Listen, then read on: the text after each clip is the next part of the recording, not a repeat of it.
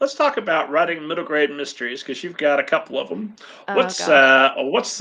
What are your tips for writing a successful middle grade mystery? Oh, did I do another one? I thought I didn't after Nooks and Crannies. Oh, I guess Under the Bottle Bridge is kind of it's a It's different type. It's a different type of mystery. First of all, figure out all the details before you start writing. Don't do what I did, children, and and just kind of say, "Wow, I wonder what happens next. What happens next?" Because Nooks and Crannies, I got, I don't know, 2/3 of the way through before I realized like a huge point. I'm like, no way. Then I had to go back and change all these things. And there were two plot twists in that book that surprised me. I didn't even realize it until it smacked me in the head. And I said, oh my gosh. And then what did I have to do? I had to go back and write the entire backstory and the entire background, none of which, really got into the actual book, but I needed to know it so that I could put details in. But I would say weave clues in along the way.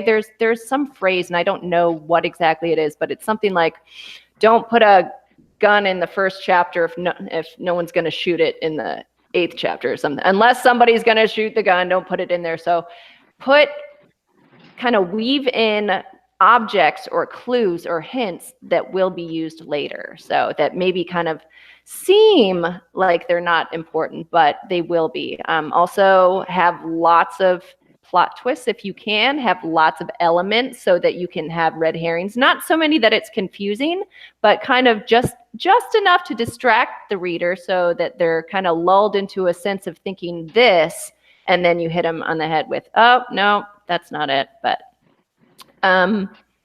yeah, if I had to do it again, I would plot out the story backwards. I did some more of that in Under the Bottle Bridge. It's a different sort of mystery. It's a little bit, I would maybe not quieter mystery, but it's not, you're stuck in a house with a countess who keeps knives in her purse.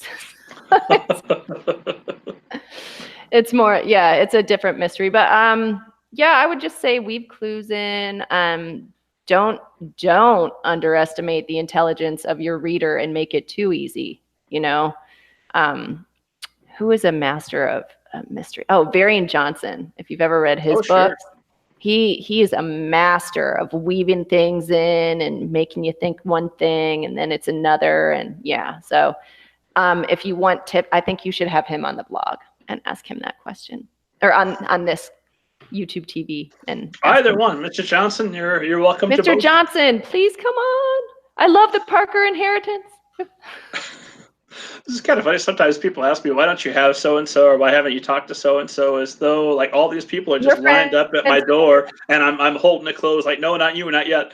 Yeah. Mr. Johnson has been invited. Hopefully he'll hear this, and from your lips to God's ears, I would love to talk with Varian Johnson. Yes. Has it never occurred to me to write Judy Blume? No, it's occurred. Hey, you never know. I do. She wrote me personally, and it was a thrill. But it was I don't have time. I was like, well, fair enough. Hey, you're Judy Blume. You heard that from personal. I'm gonna drop names. I got a personal response from her and R.L. Stein, and they were both no's. But I'm like, oh my! If you're gonna get a no, that's the writer you want to get a no from. I would print that no out and I would frame it. Well, it's saved. Okay, good. Good. So, well.